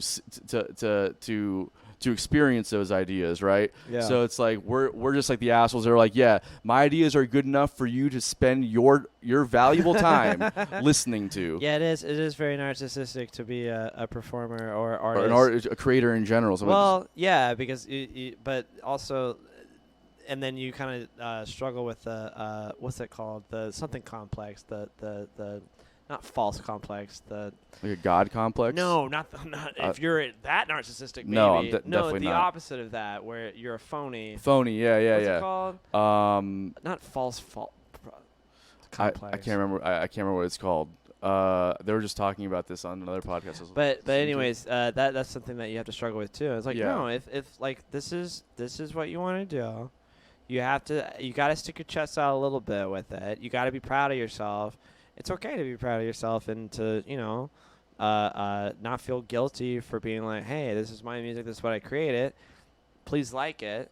And then also, in the same thing, don't get butthurt when people don't like it. Yeah, because that's gonna happen like way more. Yeah, and Way more. I think everyone's guilty of that to some extent. Like when people say they don't like something that you've created, Gosh, we I can't think. we of try anything. we try to be as okay. generally it's fine. It's just like you have to get through that first initial blow where like, God damn it, that really. It's not even like a fuck you. It's like a fuck me. You know what I mean? It's like, yeah, I know. It's like, you don't like. I know. I shouldn't even do this anymore. I suck. One person tells you that they didn't like it. It's just like, yeah, it's over. Like I just. That's the complex. That's what it's called. Oh man, what is it called? It's when you're a phony, or like, I can't think of the name of it right now. If anybody can help me out, that'd be great. If anybody is watching, I would say, God, what is it called? It's a false complex. It's when you think that you're not good enough. Yeah, I don't know. I forget what it's called. And that you're what you're doing is like you're just subpar to anybody else. Right. But that's part of it. Yeah, big time. I think everybody goes through that too. Yeah, sure. But imagine if like those people that you loved listening to so much stopped because they believed in that awful voice in your head that's just like, oh, you should give up. You're a complete inferiority complex. No, it's not an inferior complex. It's God damn it. It's like a person's name. I can't remember. Like if you can call it to somebody. Yeah. Doesn't matter what it's called, but I think we all know what we're talking about. Yeah, definitely. Fraud. God damn it. Fraud complex. A fraud complex. I just got it. Okay. Because it kind of sounds like Freud. Freud. Thank you. So yeah, and also I think that creating like any like music or any form of art, I think is it does a service for society. You know, people generally get. You're needed. Yeah, it's like, and people get something out of it. Like, so Eric Krasno, former guitar player from Lettuce, guitar player from Soul Live, and he has his own projects going on as well. He has a podcast called Krasno Plus One, and it is awesome. He gets some great musicians on there from all walks of life, from the pop realm to the jam band realm to all of it. It's amazing. Up and comers to established, everybody is great. But he was talking about that. He was like, man, so he's like something he had Alan Stone on there on one of the more recent episodes. Who's he? Alan Stone is like an R&B soul singer. He sounds familiar. Yeah, he's like he looks like this. He's like the whitest, nerdiest looking dude. Really? But just has a voice of a fucking like, I don't know, like an angel, man. It's ridiculous. It's like, I don't know. He belts it, and he's amazing. He's amazing. Anyways, keep going. But Alan Stone was talking about his hesitation with improvising on stage. You know, Alan Stone's show is very like calculated, everything down. Like they before they go out on the road, he says that they meet up a week before they go on the road, and they rehearse every single day for the entire day, and then maybe at sound check. Just a week? Well, yeah, but you think about like 8-hour days every day for a week where you're just working shit out. And then, so they go on the road, and he said they might make some minor adjustments here and there during sound check, but mostly it is that. And he was kind of admiring Krasno for having that kind of, that ability to just kind of improvise on stage and just always kind of going with the moment. Yeah. And also just see the different worlds that they that they came up in, you know. But what Krasno said, he was like, yeah, man, for me, it's more comfort. He said, I love living in that world. It's like, you know, sometimes it's frustrating. It's not always as rehearsed or prepared as you want it to be. But then there's like these moments that are just like, they just, you know, where you just, he's like with Soul Live, sometimes we always have like an entrance to a jam and an exit to the jam. But sometimes we're just feeling it and we just take that jam in a different direction. He said those moments are just they're indescribable. He's like, but even when they're not, he's like, this is what I love about this scene of fans and this audience and this jam scene. He's like, this is what I love about it is that even when it's not on, they still love it because they know that you went for it. You know, and that's kind of like, you know, it's like even if you whiffed it, at least you know you went for it. You just try. It wasn't this like polished perfection that you're being I like. think that's what, if not all the jam band kids are. That's why they're. Yeah, definitely. That's all they want to see is you going for it. They just want the more you go for it, the better it is. It's just that's a matter. What I always say. It's just a matter of being just real. You know, it's like nothing is that perfect and polished. And so when people are like they're and like jamming is really just that, where it's like it's all very in the moment and just responding to things as they happen. And sometimes it doesn't work. Sometimes you're stepping all over each other because you're just not on that same wavelength. Actually, most of the time, Yeah, I was about to that's what say, ends up and that's being- why it's good, is Yeah. because when it does work, it's like, holy shit, you guys just fucking just did that on the fly. Like, yup. Yeah, and like they just got to witness that that rare perfection. Yeah. And then it's like even if they don't, it's still like, yeah, you fucking went for it. That's all we care about. You know, I love seeing that shit live too. Of course. You know. But anyways, yeah, I'm not really sure how we. Yeah, I delved kind of into went off a that. tangent. I forgot what. We were talking about if you're feeling that you have a fraud complex, just keep doing it. Quit listening to yourself. Yeah, for sure. Especially, and then to other people around you too. Just do it. You're doing it for a reason. Yeah, exactly. That's all I wanted to say. Yeah. That's what Krasno was saying. Is that it brings at the end of the day, it brings joy to people. Yeah, it's that's- like people that's your live. job. People save up for an entire year Yeah. just to go to that one festival Exactly. where they see all their favorite bands. You're just like, important. yeah, it's just like Or needed. We Yeah. are. If anything, with this we're quarantine, essential. We're not essential. We're like the least essential thing. Yeah, and then I I think know. people miss that more than anything. Yeah. Is music and entertainment and everything like that. And you got to think about it like this is how civilization kind of started. Like we got our heads on our shoulders and learned how to like live longer than 30 years, and then but still the whole time we're just like, what are we gonna do with all this time? Yeah. Entertainment is essential. Yeah, 100%. Otherwise, we're living in 1984. Or A Brave New World. Yeah. Or okay, it's basically the same thing, but yeah. But yeah, for sure, man. I agree 100%. Yeah. Well, let's agree on one thing. So, Look at us. Who would have thought? Not me. So, anyways, we should probably get to the fanfare section. The fanfare. Well, fan mail. Fan section. mail. That's what I meant, Yeah. sorry. You got some questions that Yeah. came in. So Wish Johnny, I had a sound who's been- effect for it. we should actually work that out at some point. Buy me an iPad. Okay.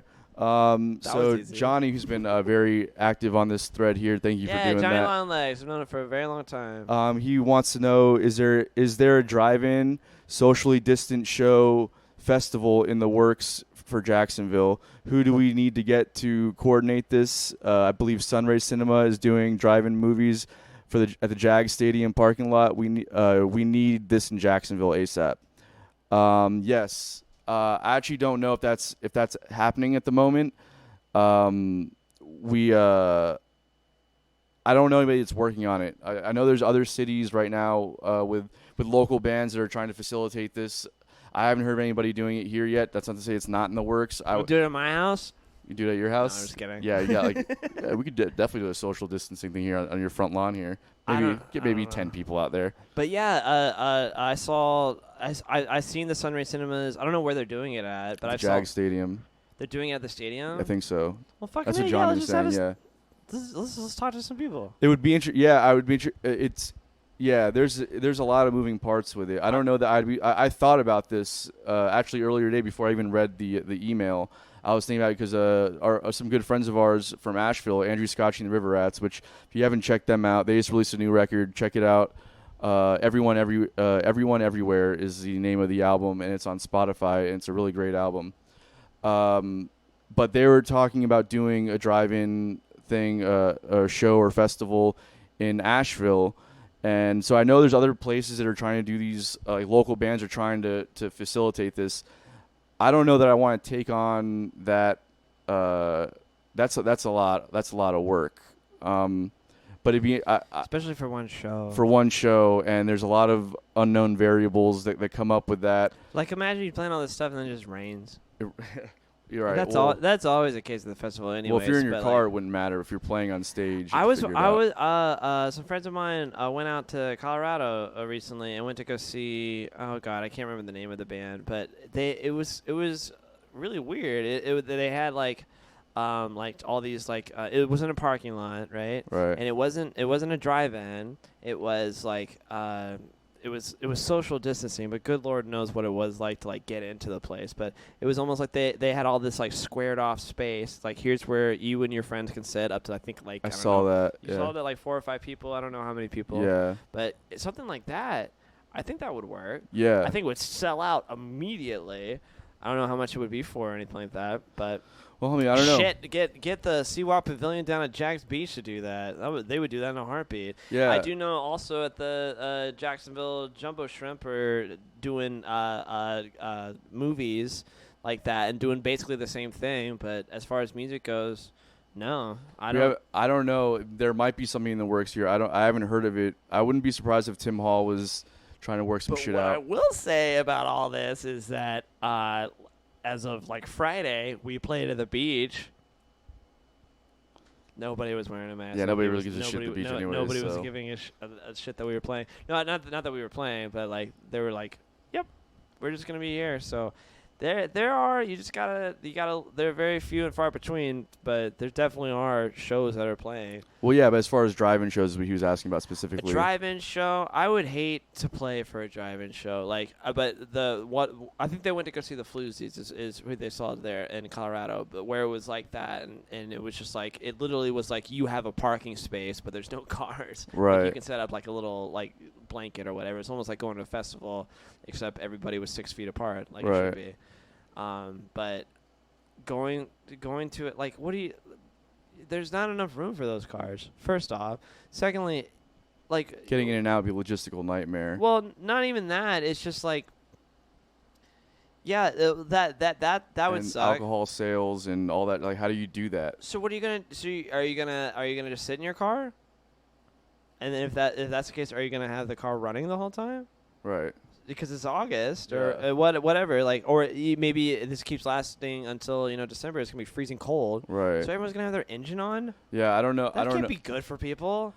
Just imagine an entire parking lot with all the car engines on, and just walking around through that. Great. Yeah, I mean, look, there's been drive-in shows, and there are people that are trying to make it happen in other places. I don't know what's happening here. I'd be interested to know though if that would be possible somewhere here. I mean, I'm down to try anything once. It just seems like it would be a nightmare to do that, but I'm down to do it. But you want to know how to do it. Basically, you have to go to the city and figure out Yeah, what those and that's permits the are going other to cost you to do that. If they even let you do that at all. Pocket says the hotel balcony idea, that would be cool. Yeah, I could see that working. Yeah, but what hotel is close enough to a stage? Stage, you could do it. I don't know.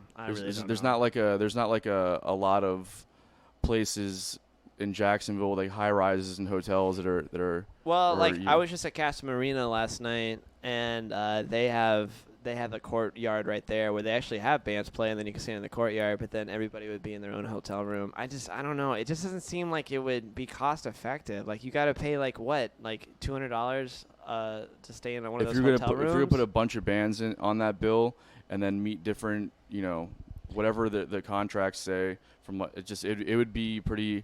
It'd be a lot to figure out. I feel like I'm being a negative Nancy when it comes to this. It just doesn't seem logistically possible. And I don't really understand how it's worked anywhere else. Yeah. Just like you got to cut it 50%. First off. Secondly, everything's got to be 6 feet apart. And then lastly, you've got to pay for all the bands. Right. It doesn't work unless you're going to charge plus everybody. Whatever permits and all. Yeah, unless you're going to pay everybody double.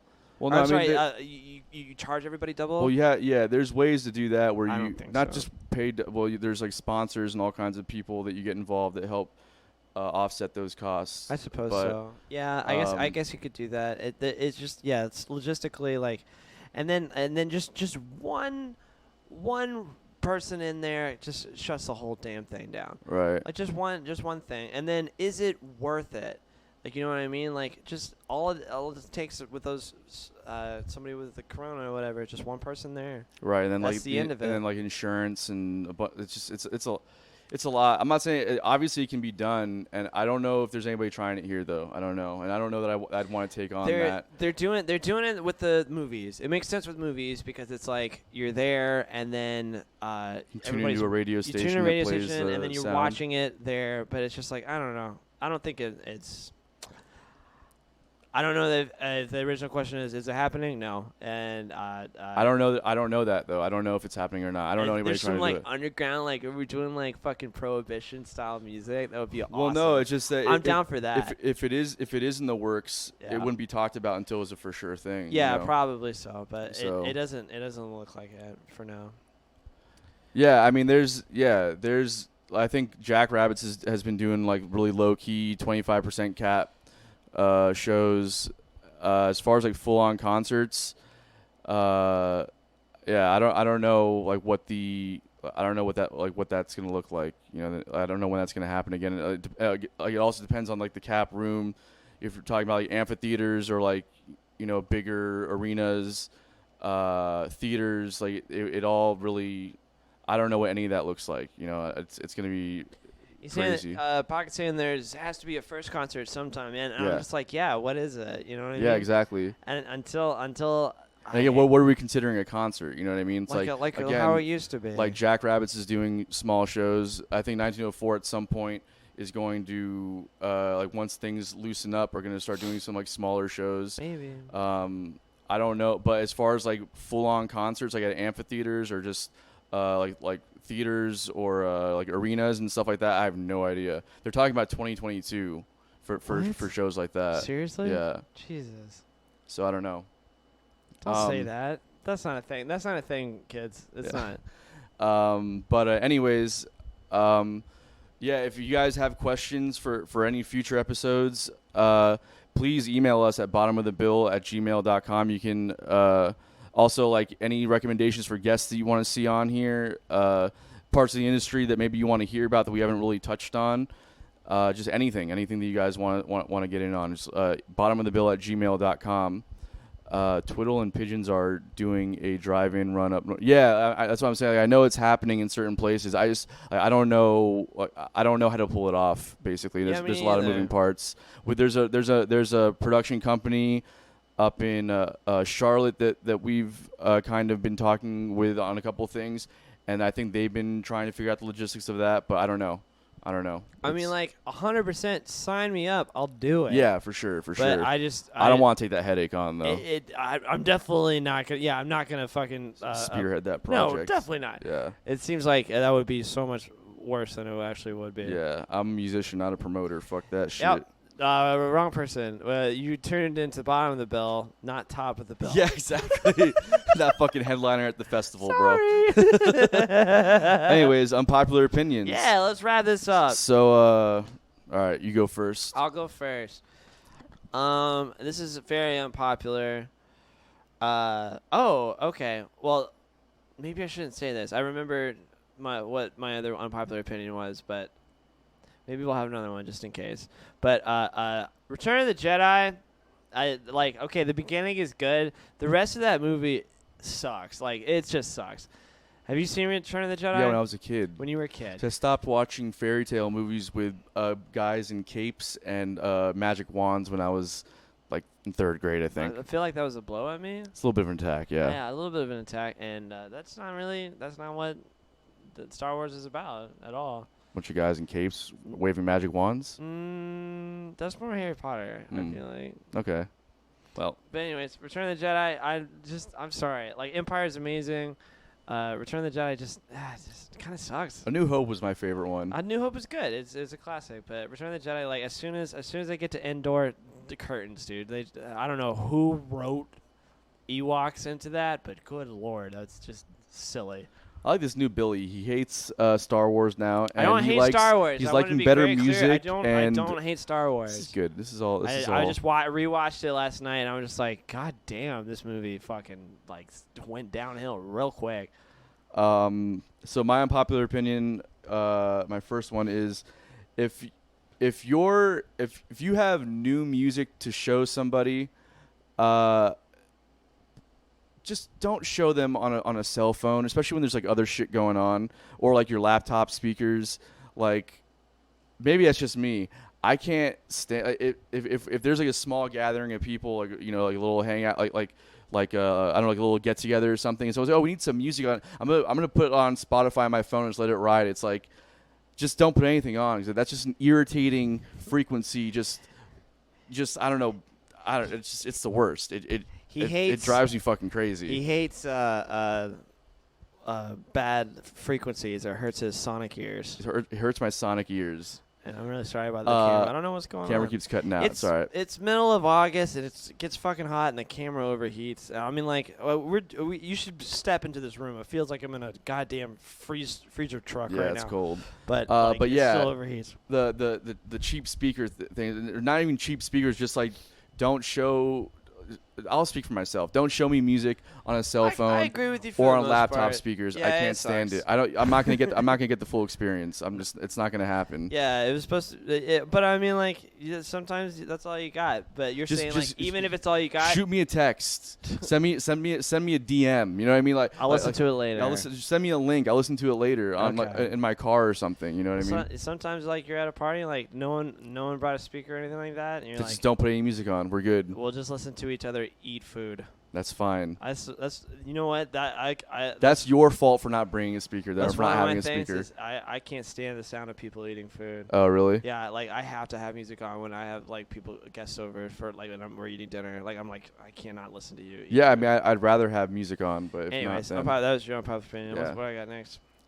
I've been trying to learn how to cook, and I've actually gotten okay at the basics. I don't burn anything anymore. But I'm trying to fly too close to the sun. I've been watching Gordon Ramsay, and Gordon Ramsay just needs to slow down. I can't keep up. Yeah, I don't think anybody can, and I think he's just showing off. I'll be honest with you. I don't think he even likes food that much, because all he does is just show off just real quick, and then he never eats it. You notice that? No, I've never watched him before. Don't trust a skinny cook. That's what they always say, or skinny chef. Yeah. But like, I like reptilian confirmed. But like Gordon Ramsay, for sure. He's on my radar, for sure. All right. Anyways. All right. That was a bad one, but whatever. I actually like vegan imitation food. Come on. I do. Like the Impossible Whopper. It's passable. Really? It's fine. They're like I understand. Not even that so much. More like so. There's a place in Murray Hill called what's it called? No.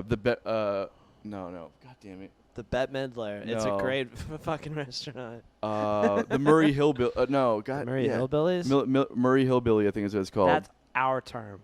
Yeah, it's called the Murray Hillbilly, and it's like a vegan Southern style restaurant, and it's just like really really good actually. I'm not saying it's not good. It's just like yes, Murray Hillbilly. There it is. It just seems strange to me that like if you're vegetarian or vegan, that I guess no. Well, unless you were like raised the whole way and like all you ever ate was vegetables and you never had a cheeseburger before, like you always still want to eat. Yeah. Because you admit that like meat tastes good. Yo, yeah. Yeah, everybody's on board with that. Yeah. It tastes good. Yeah. So. It's just very strange to me. Have you ever meet like fake vegetarians, or they're like vegetarians or whatever, but then they eat like just like an insane amount of bread. They don't eat any vegetables. Yeah, no, that's wild. They just eat like imitation food like right, that, and right. then like bread and well, I guess I don't know if you can eat cheese, but seems like you could be a vegetarian and just order cheese pizza. Yeah, every day. Basically, could yeah. And that's your your vegetarian. Yeah. All right. Anyways, this is. I wanted to say another one now besides this one, but it's okay. But I will do this one. I'll save it for next time. Just remind me cheeseburgers next time. Okay. But anyways, conspiracy theories aren't real. And if you're stuck in a conspiracy theory loop about anything, just know that the possibility of it being real is the same possibility of it being not real. So, and in fact, probably not. So you say just choose to go with the latter. No, I was gonna say. There's probably the chance of it being real is way less. Yeah. So just they're not real, and I don't believe they're real because there's no evidence. There's nothing that I can see in my hand. There's no like real thing. It's all just conspiracy. It's exactly like it's hard to talk about conspiracy. It's a theory rather, it's a not theory. conspiracy. It's a theory. There's nothing that you can. It's concrete that you can hold. So okay. But anyways, what's your last one? My third unpopular opinion is some conspiracy theories are real. Yeah, actually, they're not. Actually. And so yeah, that's because Billy's an all or nothing kind of guy. I know, 100%. It's either you do it 100%, Yeah. or you don't do it at all, which is good in some regards. Most but times. it's also detrimental when that's your philosophy for every aspect of your life, Yeah. such as thinking about things on a nuanced level. So for me, and we don't have to get into any details about it, but there's some conspiracy theories that make sense because just we can look at history and just be like, oh, this has been done before, so this has probably happened, and then or it's probably happening right now. And then there's some of the more like the crazier ones that are a little bit more of a reach, if you ask me, and that aren't real, or at least not in the full capacity that they try to explain it.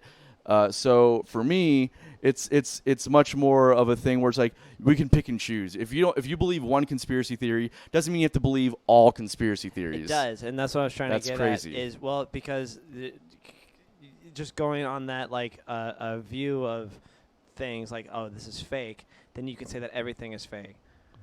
So when You could say that, Yeah, but exactly. you wouldn't. But a rational person wouldn't say that. But I'm just saying, kids, like, don't believe conspiracy theories because you're gonna get down the rabbit hole. Maybe believe some of them because and there then are you're gonna people be sitting in a rubber room with a rubber No, jacket around that's you. what you would do. That's what. Yeah, because That's I'm what you've 100%, done. yeah. I'm saying that That's where I you was can. born. There's gonna be a lot. There's gonna be a lot of people in the world that try and get one over on you. I'm just saying that be aware that this shit happens at every level. So it's good to question things. It's good to not just fully trust a people. conspiracy theory that you do believe. That I do believe. Yeah, that's not something that. Or you can bring that up again if you like to. I think there's definitely something fishy about the JFK situation. JFK. Okay. For sure. So what do you believe then? I don't know. That wasn't human? No, what? I'm confused. You know he was assassinated, yeah? When? No, I know. All I know is I don't think that. You think it was an inside job? You think it was CIA and it wasn't Lee Harvey Oswald? I don't know. I don't know that Lee Harvey Oswald didn't pull the trigger. I just don't know how much of that was at his own like agency and how much of that was like. But why do like, you think it's? I don't know. No. Why do I think it is? No. Why do you think what we're told in history is to be true, which is Lee Harvey Oswald acted alone and he shot. There was a lot going on JFK. at that time, man. You know, there's a lot with the Cuban Missile Crisis and a lot of stuff that Kennedy was saying about bringing to light a lot of things that people Sure. didn't want brought to light. Okay. He also pissed off a lot of people in the mafia. Yeah.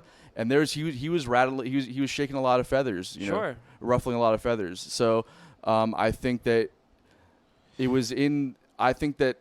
I don't know, but I think that maybe it was in the interest of a lot of powers that be that he was not in power so you have anymore. motive. Motive. You have motive, and then you have to figure out You have all the dots not really lining up. who's the suspect.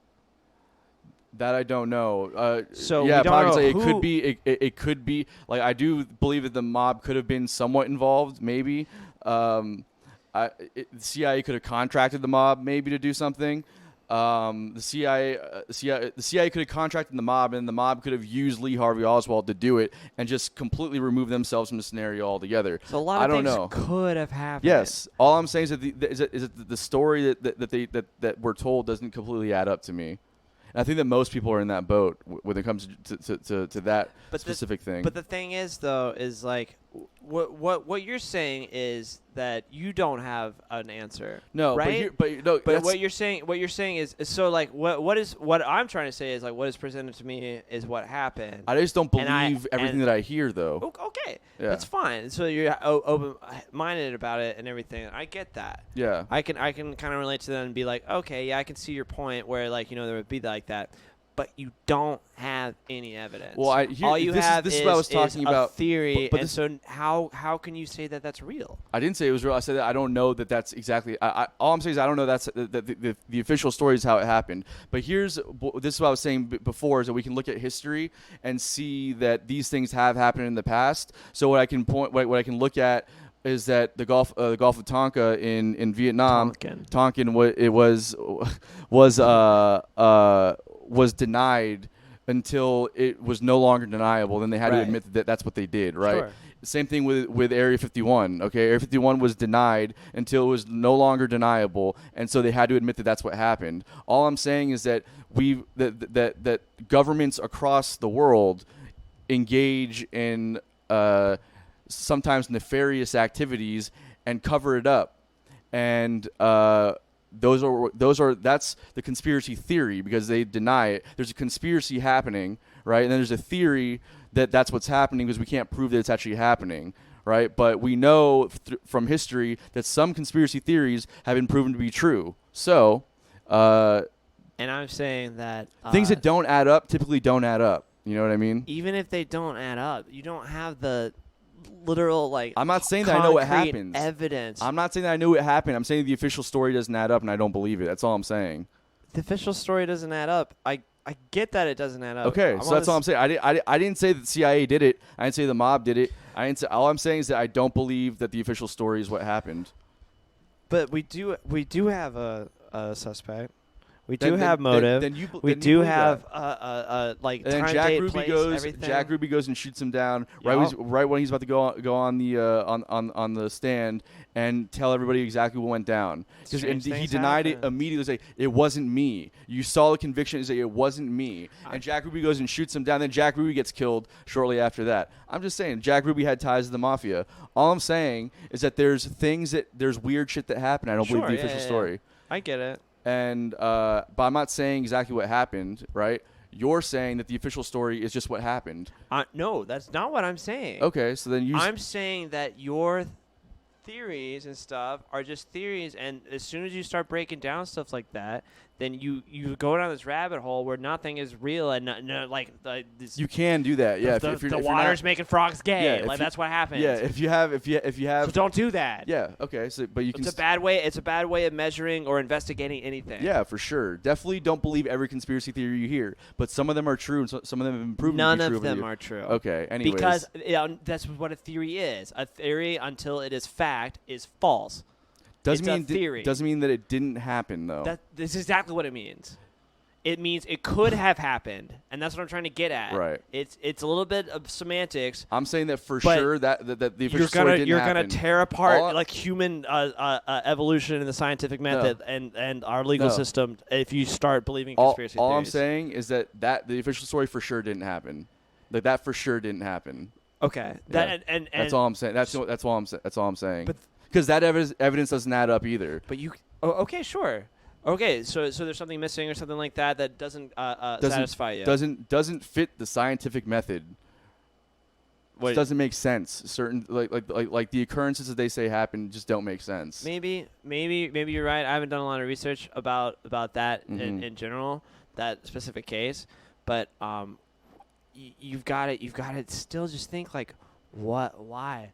What is the reason? I told you. I gave you the motive already. Ugh. You make a lot of powers. You make a lot of people involved with the powers that be unhappy. You can do that with gotta go. You can do that with everything. Time to go. See you later. You can do that with everything. It's a bad argument.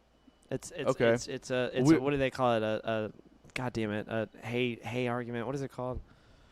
It's not a bad argument. No, it's there's a word for it where hayfire. We need it. This is bad. It's just the two of us because we can't think of words. Anyways, it's arguments that you can just say something. Yeah. Like because I can't prove you wrong because I don't have any evidence. You're right, and that is a bad argument. I didn't say I was. I'm saying that for sure. I don't have any evidence evidence against you when you say that. The CIA killed JFK. Yeah, I didn't say that. I didn't say. I said the official story for sure didn't happen. But if you said that, I didn't say that. I'm just saying, like, what we're talking about JFK instead of any other thing. But like, that's what I'm trying to say. Yeah. Like, I don't have any evidence that could prove you wrong about that. But that's going back to me. That's why it cancels out. You don't have any evidence either. Right. So it cancels out, and your conspiracy theory.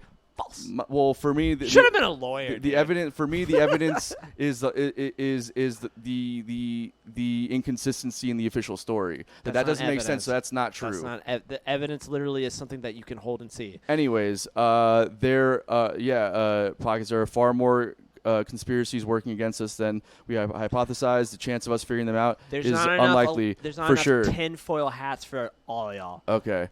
Anyways, there's no such thing as conspiracy theories. that's crazy. He's crazy. Also, I'm working for the CIA. Anyways, thank you guys for tuning in. Again, if you want to participate in the next one, aside from the thread, which we always appreciate people chiming in on. Yeah, thanks a lot for everybody watching. Please email us at bottomofthebill@gmail.com for any guests you want to have on, us on, or for suggestions. Yeah. Musically, unpopular opinions, topics you want us to cover, whatever you guys are into, let us know, and we'll tackle it. Whatever you guys are into. Pretty much whatever you're into. Anyways, thanks for tuning in. Adios, muchachos. Later. I killed the president.